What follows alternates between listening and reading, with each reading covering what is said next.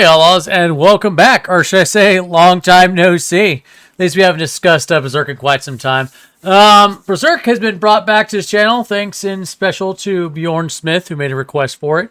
And why would I disappoint one of my most long-term supporters, most long-term Outlaws, and forget the reason why he and probably other people subscribe too? Okay, so we're going to talk about chapter 374 and 375 and discuss a little bit about the prophecy. Right off the bat, I'm just going to be clear with everyone. Berserk was a very fascinating, interesting manga. It is originally what interested me in going down the path of having a giant sword back in 2017 when I reached out to Adam from Pretty Hate Machining, and I got it, and then so on and so forth. And over the years, you know, it's been slowly dragged out. Unfortunately, Guitar Miura died, and then Studio Gaga took over, and his friend took over as well. So whether people agree with me or not, I've kind of just accepted that this is a different Berserk than what Kentaro Miura would have finished. Some people agree, some people disagree. That's fine. My opinions on the original Berserk are not always the popular ones. Like some people, I think, thought I hate Casca, but I really don't. I just I wasn't a fan of Casca's and Guts' relationship.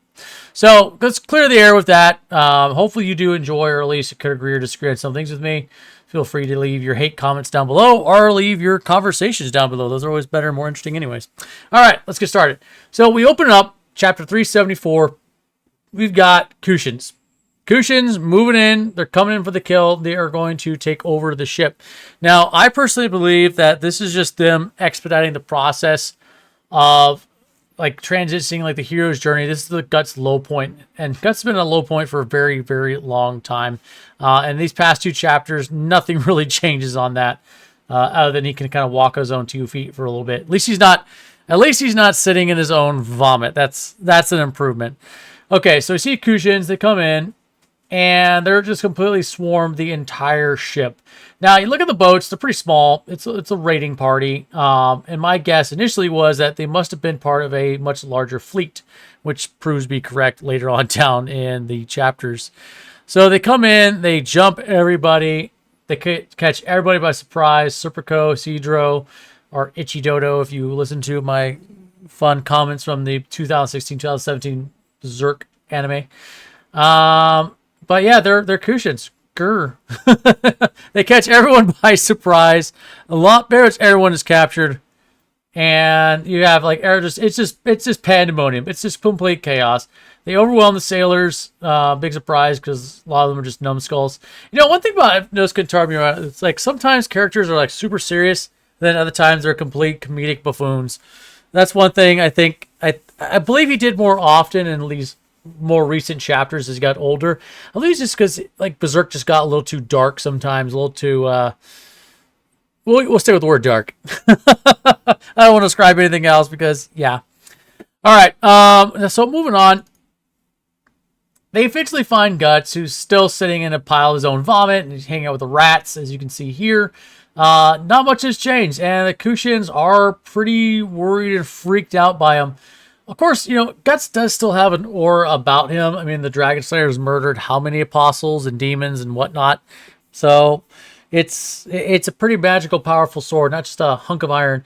And Guts himself is wearing Berserker armor, which is basically a Chaos Roid Rage suit made by dwarves.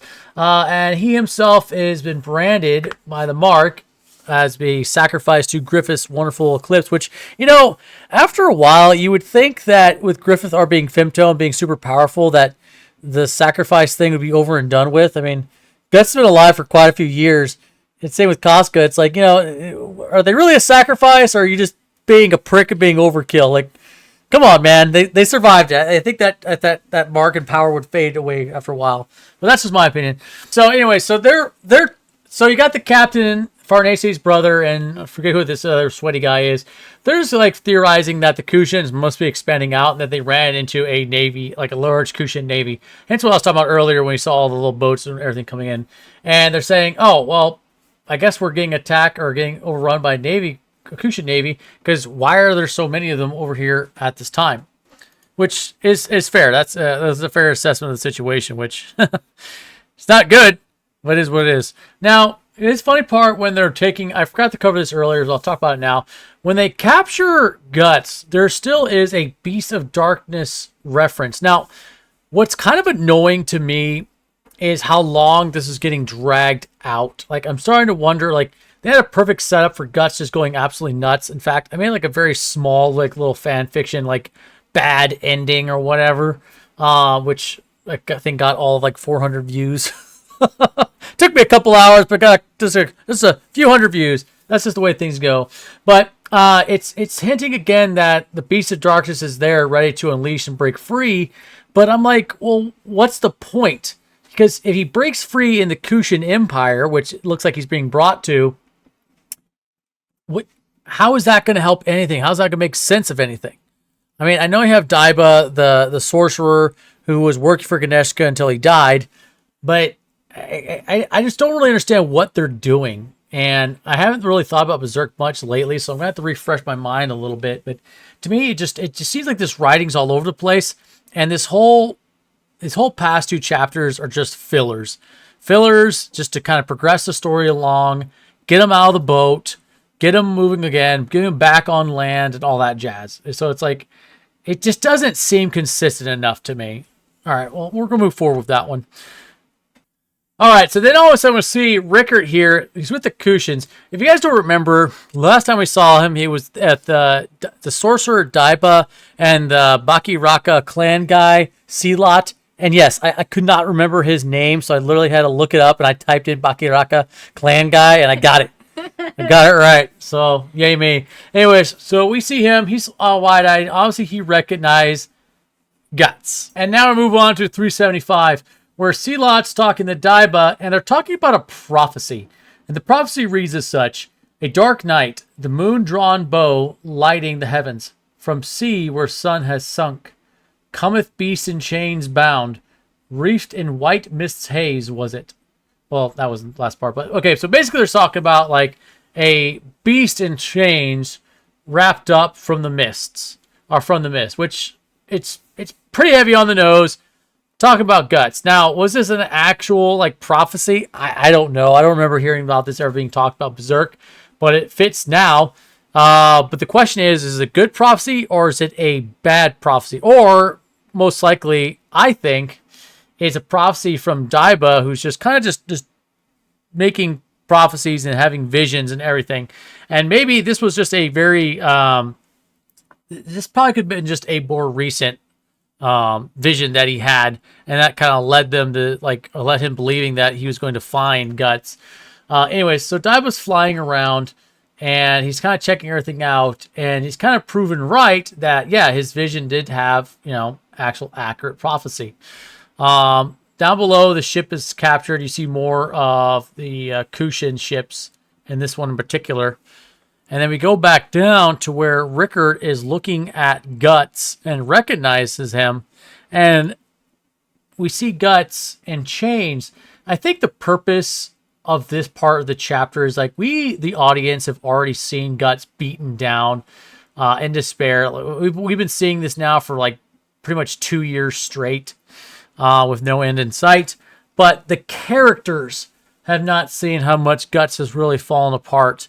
And they give a really intense scene with Isidro just completely losing his mind, yelling and screaming at Guts. And I'll pull up here for you. Kind of telling him to get up, stop being a whiner, and start fighting again. And you know what? I can empathize with that. I too am kind of sick and tired of seeing whiny Guts. A lot of people don't agree with me on that one chapter I covered where Guts couldn't hit Griffith. That's not the first time Guts was not able to hit Griffith. In fact, the one time, especially after hitting the Duke, Griffith sent him flying across the damn freaking, I think it was like a courtyard or castle, with barely even a flick of his finger. And even before that, when Griffith was ravaging Casca in front of Guts, he also sent Guts flying back with a mere look. So this whole Guts is going to have a major mental breakdown, I'm just not buying it. I think it's just part of the hero's journey where they have to break him down or restart and kickstart the story. Or maybe even uplift some of the characters that have been sidelined. I know Serpico's been sidelined for a while. Rickert kind of has. Isidro has. Actually, I think Farnese's had fantastic character development. I know Casca's kind of been sidelined, so I don't know. To me, it's just like it's an overkill on the downside of the hero's journey, but we'll see what happens next. Okay, so as I mentioned earlier, Rickard then recognizes Guts, says something to his Kushan allies, and then they release them.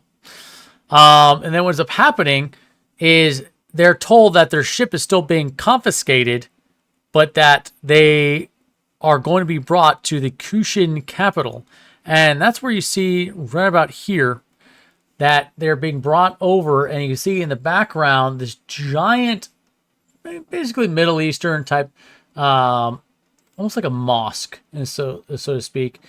I don't know if it has any religious symbols on top of it, but it looks very similar to a mosque, or at least some type of palace.